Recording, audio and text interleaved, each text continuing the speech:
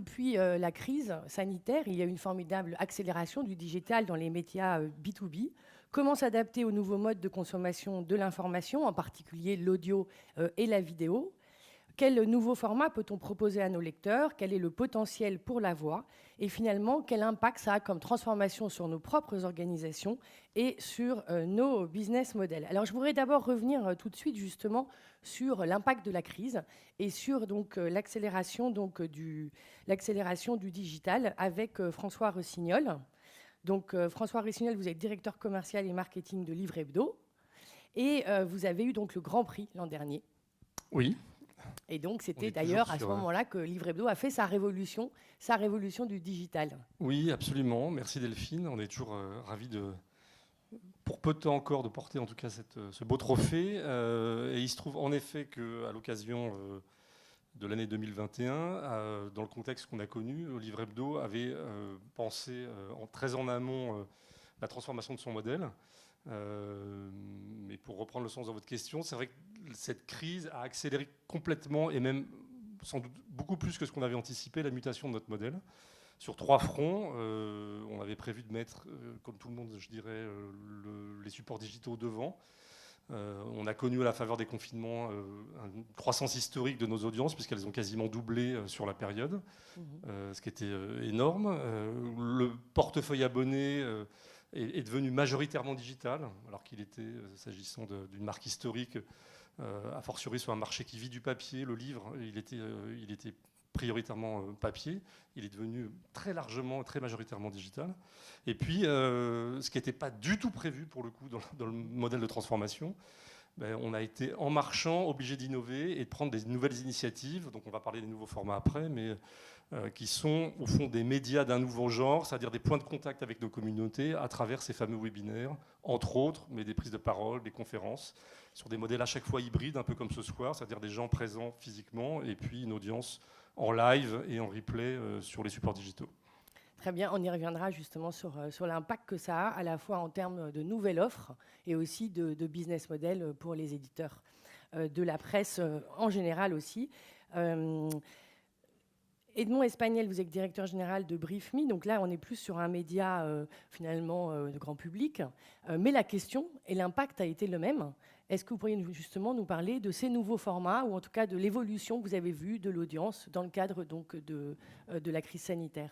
Alors très clairement, la crise sanitaire pour nous a été un accélérateur. On est un pure player d'information politique et générale. Donc fondamentalement, il y a eu d'abord une augmentation très forte de la demande. Et nous, comme on était nativement digitaux, on a réussi à très facilement l'accueillir. Donc on a fait on ne devrait pas le dire trop fort, c'est une très belle année 2020 où on a cru de 40%. Mais ça nous a amené aussi, cette crise sanitaire, à revoir aussi notre offre éditoriale, puisque nous, on édite un briefing tous les soirs à 18h30 qui va expliquer et mettre en perspective l'actualité. Mais quand les gens sont chez eux, ils ne consomment pas les médias de la même façon dans la journée, ils ne s'attendent pas non plus à avoir la même offre. Donc on a dû nous transformer notre offre, l'adapter, l'enrichir, accélérer sur les applications mobiles. Et également, on a développé l'audio, qui est une demande qui a vraiment cru en 2020. Nous, on fait un briefing écrit et maintenant, ce briefing, il est aussi disponible à 18h30 tous les soirs sur les plateformes de podcast, sur notre application. Et donc, on a vraiment senti une demande d'avoir accès à plus de modes d'accès avec ces changements de pratique. Je suis en télétravail, je ne prends plus les transports, je veux, pendant que je fais la cuisine, pouvoir écouter de l'actu. Donc on a vraiment senti des transformations en termes de consommation d'informations. Alors justement, je voudrais rebondir sur cette question de la voix, qui est un des sujets qu'on voudra traiter maintenant avec Loïc Laverne. Donc, vous êtes Chief Digital Officer de Via Live, qui justement propose cette solution. Et je voudrais qu'on puisse partager concrètement ce que ça demande pour un éditeur, ce qui est faisable, combien ça coûte, qu'on soit vraiment dans le concret pour voir si c'est une solution pour nos lecteurs. Oui, tout à fait. Alors effectivement, l'audio non automatisé, ça demanderait, comme c'est un podcast, d'avoir quelqu'un qui s'assoit devant un micro et qui lit l'ensemble des textes. C'est quand même très coûteux et potentiellement très long à produire. Et nous, de par 10 ans de développement technologique et instigé par le Covid, on a eu envie de partager notre savoir-faire et d'aller répondre à la demande, notamment de l'audio et de de ces besoins de consommer la presse initialement papier sous d'autres formats, à d'autres moments de la journée.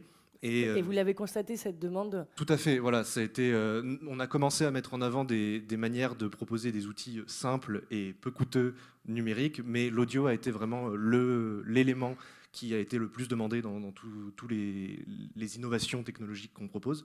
Et la génération automatisée, donc on nous fournit tous les articles et on est capable d'en sortir de l'audio avec des voix masculines, féminines, des modes interview qui permettent de faire des allers-retours, vraiment de chercher la voix humaine naturelle le plus possible malgré l'automatisation. Ça permet de réduire drastiquement les coûts. Donc nous par exemple on propose pour un mensuel quelque chose comme 449 € pour traiter tout un magazine par mois. Pour ressortir donc les fichiers MP3 exploitables sur des plateformes de podcast et d'amener ce contenu journalistique papier ou même PDF initialement à des endroits où il ne pouvait pas exister avant. Les assistants vocaux, les voitures et à des moments de la journée où on a d'autres choses à faire et ça permet de multitâche, surtout dans un monde aujourd'hui où tout le monde fait du multitâche et veut consommer plein de médias en même temps. Très bien, merci. C'est l'une des illustrations finalement de l'évolution de notre offre dans le cadre et depuis la digitalisation. Je voudrais donc m'adresser à Laurent Marie, directeur général adjoint de RIP Consulting. Donc vous êtes notre partenaire depuis plusieurs années. Qu'est-ce que vous avez constaté justement, vous qui accompagnez les éditeurs en presse B2B, de cette évolution, de cette digitalisation ? Alors, en fait, Sweep, pour ceux qui ne savent pas, est un système éditorial multicanal en mode SaaS, c'est-à-dire qu'on y accède au travers d'un navigateur de n'importe où. C'est sûr que pour nous, la crise sanitaire a été un accélérateur également, puisque les organisations qui n'étaient pas équipées d'un système comme le nôtre ont subi pour pas mal d'entre elles quelques écueils en termes d'organisation. Et ce qui fait que durant le Covid et à la sortie, pour nous, c'était quand même très, très prometteur. Bon. En termes d'usage... ça a été une mutation des usages même des éditeurs. Finalement. Alors, de l'organisation, en tout cas. Voilà, c'est oui. ça. Okay. Après, sur les usages, dans la mesure où Sweep est finalement à la fois un système multicanal, donc en natif, il adresse du print, le web, des réseaux sociaux, applications mobiles, newsletters, etc., on s'est rendu compte que les nouveaux clients, majoritairement, passaient beaucoup plus tout de suite le print et le web, ce qui n'était pas le cas avant. Avant, c'était d'abord le print, et puis après, on prenait le temps, on faisait le web quelques mois plus tard. Aujourd'hui, c'est le web en même temps que le print. C'est les newsletters, il y en a beaucoup. Avant, ce n'était pas le cas.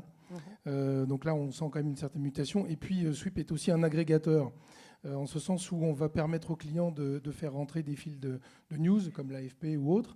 Donc on pourrait également intégrer des solutions comme celle de ViaLife. On intègre également Contentside avec l'intelligence artificielle, ce qui fait que là aussi, ça répond à d'autres besoins qui sont naissants et qu'on n'avait pas juste avant le Covid.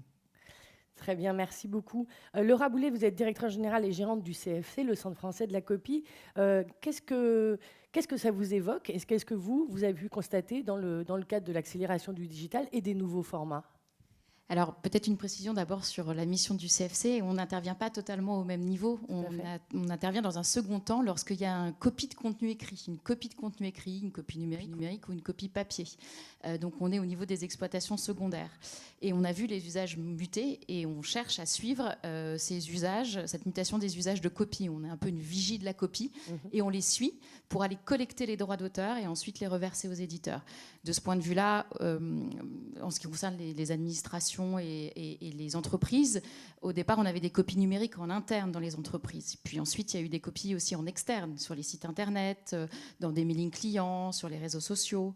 Et puis ensuite, par exemple, dans les prestataires de veille médias ont développé aussi tout ce qui est contenu audiovisuel. Donc là aussi, lorsqu'il y a eu des copies de contenu audiovisuel d'information, on a aussi offert la possibilité de les utiliser en toute sécurité juridique. Et puis, mutation des usages, on parlait d'audio, le podcast, voilà, on réfléchit actuellement au CFC.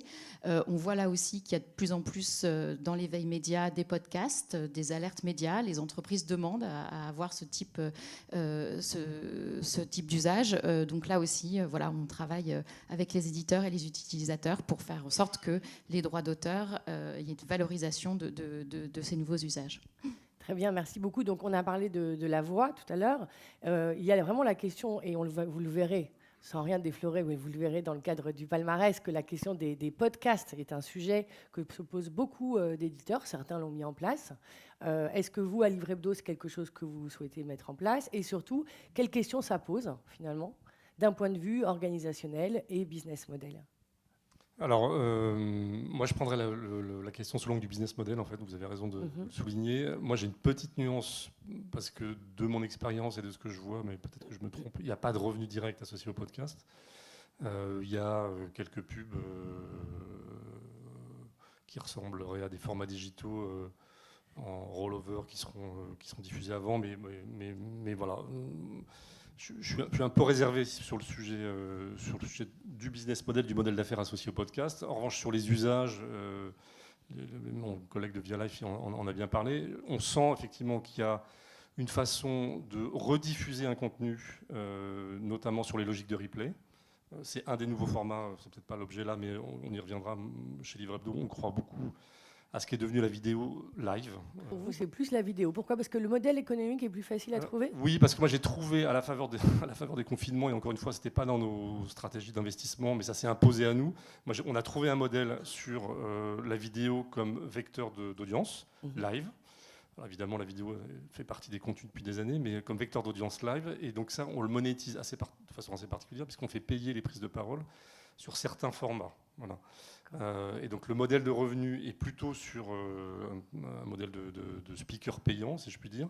Et on joue énormément dans la démarche commerciale sur la logique d'audience live et replay qu'on peut garantir à nos annonceurs. Et le podcast intervient à ce moment-là sur une logique élargie de replay, puisque donc il y a une logique de consommation vidéo en replay, mais aussi désormais de son. Voilà.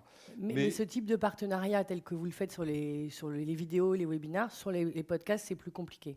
C'est plus compliqué d'associer un revenu direct, en tout cas à la rediffusion d'un contenu sur un podcast. Moi, je pense qu'il y a un usage à terme. C'est plus un usage qu'on va imposer dans une logique un peu d'offre, parce que j'ai pas de demande précise qui émerge encore une fois de mon terrain de jeu, qui est un terrain de jeu très identifié, très B2B.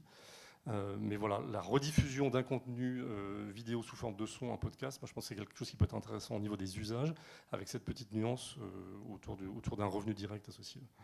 Je pense que c'est une réflexion qu'ont l'ensemble des éditeurs. Et effectivement, peut-être qu'on peut partager. Je vois Jean-Christophe Ravaud qui veut peut-être faire un petit commentaire par rapport à ça. Je suis sûr qu'il est d'accord.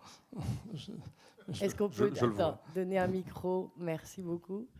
Je pense qu'il y a le même business model sur le podcast et sur la vidéo. C'est-à-dire que la prise de parole en podcast, le speaker, ça existe aussi. Et ça marche. Et après, il y a une question peut-être aussi sur le fait de réserver certaines séries de podcasts à des abonnés. Et là, il y a peut-être un moyen de monétiser. Parce que il y a plein de façons de faire des podcasts, en fait. Et ce qui est intéressant, moi, je trouve surtout sur les podcasts, c'est de travailler la ligne éditoriale. Et le podcast, on l'envisage encore un peu quand on s'y est pas trop intéressé, ce qui est notre cas d'ailleurs. On l'envisage un peu comme une émission débat. Mais même en B2B, on peut raconter des histoires, on peut faire des séries d'interventions, de grands témoins, etc. Et là, on peut commencer à travailler, je pense, plutôt nos audiences payantes. Oui, et peut-être aller chercher une forme, ce que nous on fait effectivement aussi sur la vidéo, c'est-à-dire d'aller chercher des partenaires sur peut-être des saisons liées au podcast. Mais ça pose quand même la question de la technique aussi, et de la technique vidéo, parce que ça a un coût. Et ça, comment est-ce qu'on transforme une entreprise? Ça, c'est une question que je vous pose aussi. Comment est-ce qu'on transforme un média pour faire en sorte que tout d'un coup, tous ces formats qui vont émerger, que ce soit la vidéo, le podcast, soient réalisables, à la fois d'un point de vue technique, avec ce que ça coûte, et d'un point de vue aussi, et on le verra avec la keynote à la suite, de la transformation du métier des équipes qui vont devoir s'adapter. Oui, ça c'est le corollaire de ce que je disais sur la transformation du modèle et la mutation du modèle à la faveur des confinements, c'est qu'effectivement, il y a des nouveaux métiers qui émergent, notamment beaucoup des métiers qui sont liés aux événements qui sont abordés chez Livre Hebdo, mais j'imagine, comme chez beaucoup de confrères en presse pro, comme des prolongements des rendez-vous éditoriaux sous d'autres formes, avec la même logique de point de contact avec nos publics, etc., mais des productions et donc des métiers et des outils, effectivement, qui sont des outils totalement nouveaux pour nous. Donc ça veut dire des nouveaux profils, du recrutement, et un rééquilibrage, si je puis dire, des profils et des métiers à la faveur, pour ce qui concerne mon savoir-faire, si je puis dire, des profils marketing, des logiques marketing et commerciales. Et à la défaveur, on ne s'en cache pas, effectivement, des journalistes purs. Voilà. Donc il y a quand même une idée de variabilisation des ressources éditoriales et d'émergence, effectivement, des métiers de production, du live, des événements, et effectivement des déclinaisons type podcast. Oui, avec un coût, vous avez raison, qui est un coût associé à chaque fois, qu'il faut aller rentabiliser. On a un ROI spécifique par ligne de produits quand on les lance. Évidemment, elles doivent être rentables d'emblée. Donc il y a une réflexion, j'entends bien ce que tu dis, Jean-Christophe, qui est importante sur des logiques de série, d'accompagnement ou de démarche commerciale sur du long terme. Très bien, merci beaucoup. Alors justement, est-ce que donc vous voulez rebondir là-dessus pour nous dire justement dans la presse peut-être plus généraliste, est-ce que le problème se pose, enfin la question est la même, comment est-ce que vous adressez ce genre de sujet, et est-ce que nous, l'événementiel est très important dans la presse B2B, est-ce que c'est le cas et comment on le traite en presse généraliste? Alors, sur la partie, on va dire, monétisation, comme le disait François, donc nous, par exemple, sur le podcast, en tout cas sur l'audio, on est toujours derrière un mur payant. Donc 100% des contenus sont accessibles uniquement à nos abonnés. Donc l'audio va être un produit, non pas d'acquisition, mais de fidélisation. Et ce qui nous a freiné pendant longtemps à y aller, c'est que l'ergonomie de distribution des podcasts, notamment sur les plateformes d'écoute, était un environnement de gratuité. Donc Spotify, Deezer, les podcasts étaient accessibles en mode gratuit. Aujourd'hui, sur une part croissante de ces plateformes, on peut fournir un lien privé RSS qui permet de réserver l'écoute des podcasts à ses propres abonnés. Donc nous, on est à la fois sur cette distribution sur les plateformes de podcast et en même temps sur notre environnement propriétaire en application mobile sur iOS et Android. Et on a à peu près 10% de nos abonnés qui, tous les jours, écoutent un fichier audio d'une de nos éditions. Donc ce n'est pas un produit qui génère de la valeur en tant que tel, mais c'est un produit qui va générer de la valeur en termes de fidélisation et d'amélioration de nos taux de réabonnement. Donc ça, c'est vraiment un point qui, pour nous, est important. Et c'était de trouver le chemin dans cet environnement où nous, on veut rester payant pour réussir à distribuer ce type de contenu. Et pour ça, il faut, de notre point de vue, toujours garder une main sur la technique. Donc on n'est pas passé par Via Life, mais on fait de la synthèse vocale avec un autre prestataire et sur lequel on a pas mal travaillé pour enrichir des briques supplémentaires dessus, parce qu'on obtient des rendus qui commencent à être vraiment très intéressants sur la synthèse vocale. Et nous, comme on traite de l'actualité, voilà, par exemple, en ce moment, on traite beaucoup de l'Ukraine et de la Russie. Il faut que les noms propres ils soient bien prononcés. Donc la synthèse vocale, elle ne le fait pas. Donc nous, on va rajouter des surcouches où on va pouvoir avoir des bonnes prononciations, des lieux géographiques, des noms communs. Ce qui fait que quand on écoute, à aucun moment on bute en se disant « Ah, c'est bizarre ». Ça reste un petit peu mécanique parce que c'est de la synthèse vocale, mais on arrive vraiment à obtenir un rendu tout à fait écoutable et agréable pour celui qui l'entend. Alors ça, c'est vraiment pour la voix, pour l'audio pur. Mais je disais, il y a quand même une autre dimension pour les journalistes aujourd'hui, et on l'a souligné tout à l'heure, qui est finalement de passer de l'écrit à la voix elle-même, c'est-à-dire à être capable d'être un journaliste plurimédia. Est-ce que ça, pour vous, c'est quelque chose qui fait partie des réflexions que vous avez des journalistes? Et comment est-ce que vous ressentez l'évolution en fait, du métier de ce point de vue-là? Alors là-dessus, nous, on a une conviction assez forte qui est qu'un journaliste ne peut pas tout faire. Et alors, on a tous cette contrainte économique de dire on a des journalistes qui sont experts d'un secteur et puis il faut qu'ils fassent de l'écrit, de la vidéo, de la photo, du son. Nous, la réflexion qu'on a, c'est qu'à chaque fois qu'on va aller sur une nouvelle forme d'expression, on va essayer d'avoir des gens qui sont spécialisés là-dedans, soit en accompagnement, comme l'a expliqué François, mais où on amène l'équipe à monter en compétences pour pouvoir faire ce type de choses. Je pense qu'on arrive un peu à la limite du journaliste toujours plurimédia, parce que il y a une spécificité propre à chacun des supports, et si on ne sait pas bien l'explorer, on ne délivre pas quelque chose qui est pleinement satisfaisant pour l'audience. Disons qu'il y a l'aspect technique, mais il y a surtout l'aspect communautaire. Ce qui est en train de changer par rapport effectivement à l'écrit pur, c'est cette dimension communautaire, qui est une dimension très présente dans la presse B2B depuis toujours, mais qui est renforcée par ces nouveaux formats et l'adaptation à ces nouveaux formats. Justement, vous, comment est-ce que vous le vivez au quotidien dans les interactions que vous avez avec les communautés, et en quoi ça transforme finalement le rôle de Livre Hebdo, qui jusqu'à présent donnait de l'information et était dans ce rôle, en animateur de communauté de tous les libraires et de toute la filière d'une certaine manière?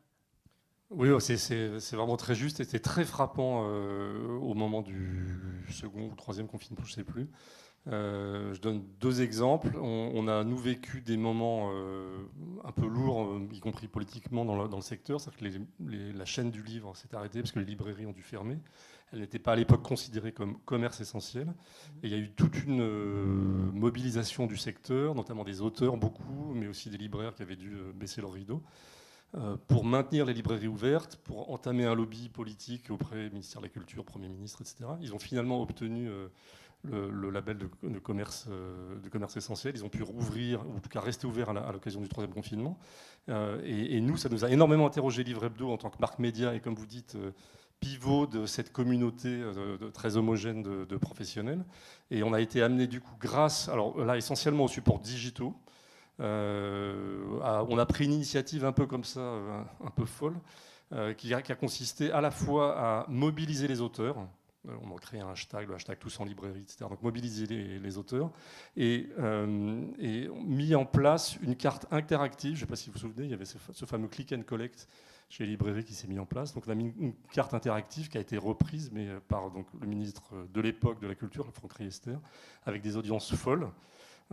Très très loin de ce qu'on a l'habitude de vivre au quotidien, mais on est dans l'idée là d'effectivement d'un nouveau rôle, comme vous dites, qui à la fois fédère notre communauté et fidélise notre communauté, comme le dit si bien Edmond, existante, mais qui va aussi amplifier autour de cette marque des communautés nouvelles, des modèles nouveaux. Alors après, il faut réussir à les monétiser sur nos business traditionnels d'abonnement, etc., et ramener ces gens-là à la marque, en tout cas les fidéliser avec d'autres leviers.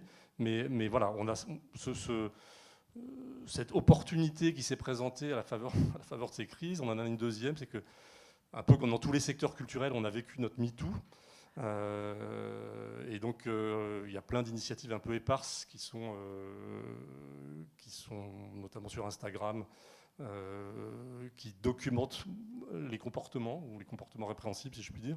Et donc, nous, Livre Hebdo, en fait, on a pris ce sujet à bras-le-corps et on a interrogé notre métier dans la même logique, effectivement, d'animer un sujet ou une thématique à l'intérieur de cette communauté.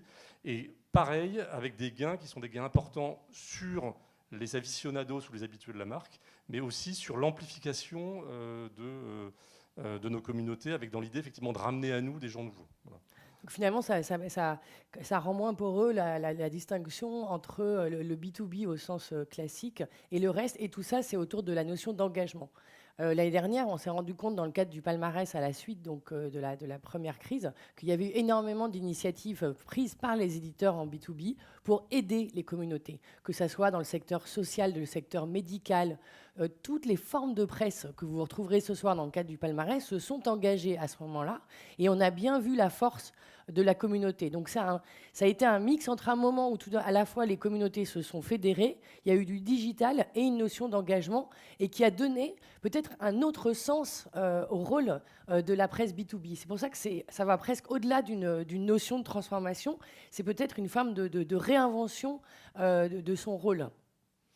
Oui, tout à fait. Puis, alors, peut-être que j'anticipe sur les questions d'après, sur comment est-ce qu'on projette ces marques B2B dans ce nouveau rôle. Mais ça a totalement redéfini, au-delà des organisations, des profils dont on parlait, avec des nouveaux métiers émergents dans nos structures. Effectivement, ça a redéfini la raison d'être, qui est le grand sujet des entreprises autour de cette marque média. Moi je retiens 2 choses, effectivement des passerelles à créer et à tisser entre les verticales métiers, parce que nous on adresse 3 grands métiers, donc la verticale libraire, la verticale bibliothécaire, la verticale éditeur. Et on a joué ce rôle-là, voilà, en mettant notamment l'exergue sur les difficultés de la librairie. On a mobilisé les auteurs, les éditeurs, les bibliothécaires, avec effectivement des outils très simples qui ont même dépassé notre terrain de jeu professionnel, puisque la carte Click and Collect, elle s'adressait aussi bien aux professionnels qui ont pu référencer leurs propres points de vente, mais aussi aux lecteurs eux-mêmes, qui étaient par ailleurs les clients des librairies et qui ont pu du coup savoir que dans leur quartier, ils pouvaient commander des livres à distance et venir les chercher. Donc on redéfinit complètement notre raison d'être. Donc première chose, tisser effectivement des liens entre les communautés. Et puis la deuxième chose, c'est comment est-ce que tout ça vient ensuite irriguer la manière traditionnelle de faire nos métiers autour des supports et d'envisager complètement différemment ce qui était avant une logique très descendante d'un journalisme de recension où j'écris du compte-rendu, voilà, avec plus une idée, comme vous dites, d'engagement, d'animation de débat et de faire émerger ou de co-construction des sujets et des causes et des combats qu'on doit nous mener avec nos publics qui sont nos publics lecteurs et abonnés.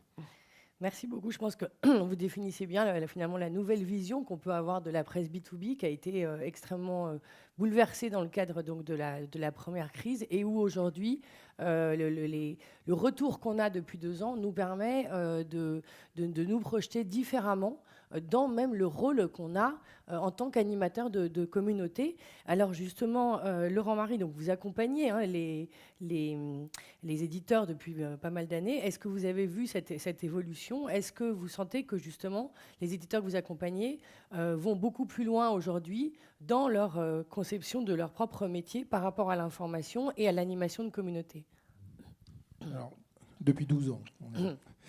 Oui, clairement. En fait, la problématique se pose davantage pour eux sur la monétisation que sur la communauté. On l'a vu pour 2 d'entre eux. La communauté était là, mais finalement, ils ne savaient pas trop comment l'exploiter. Et c'est le fait d'avoir à la fois une certaine centralisation des données qui permet de pouvoir exploiter l'information autrement. Et là, en l'occurrence, c'était au travers d'applications mobiles avec des communautés de grimpeurs, de planchistes, etc. Et de pouvoir leur donner des contenus bien spécifiques, justement parce qu'ils étaient dans la communauté et pas seulement parce qu'ils étaient abonnés. Voilà, l'un faisant découler l'autre.